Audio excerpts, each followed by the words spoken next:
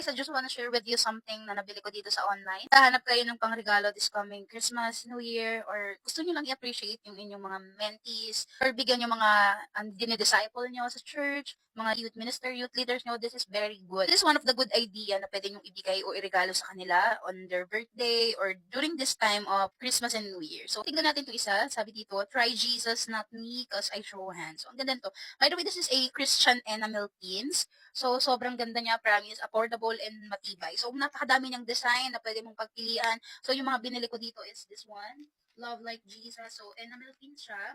So, yan, ito yung nasa likod niya. And ito naman, Jesus Saves. Tapos ito, I don't know, Ask Jesus. Ito naman din, ganun, pero ibang style. So, ito yung isang bet. So, Bible verse siya, which is Philippians 4:13. So, I can do all things through Christ. So, ito, ang ganda dito. God is good all the time. Nakalagay dito, but first, pray. Then, this one also, Team Jesus. Then, ito, and then, try Jesus, not me. Jesus has my back.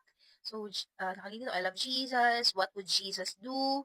You all need Jesus and Jesus loves you. So, napakadami pa nilang design. So, yung iba hindi ko na inilabas. Makikita nyo sa basket. So, might as well check it out now.